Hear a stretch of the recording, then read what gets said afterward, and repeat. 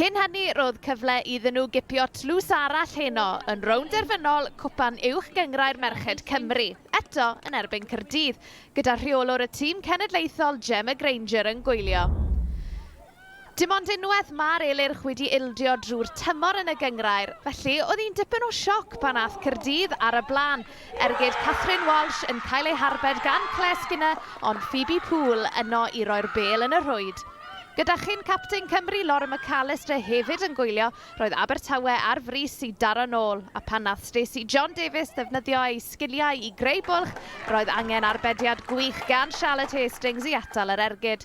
8 munud cyn yr egwyl roedd y ffefrynnau'n gyfartal. Croesiad perffaith Laura Davies yn creu gol i Tia Richardson, 1-1 ar yr hanner. 5 munud i mewn i'r ail hanner ath Abertawe ar y blaen.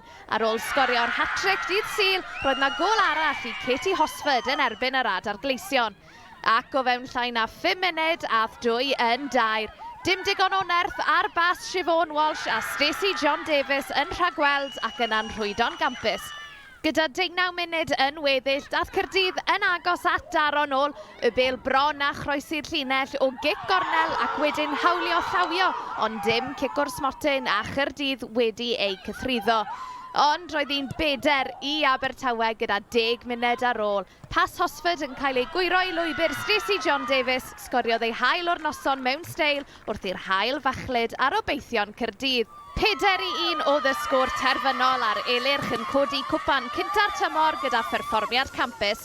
Os gawn nhw bwynt ddydd Sul, fe fydd hi'n ddwbl i dîm Colin Staples.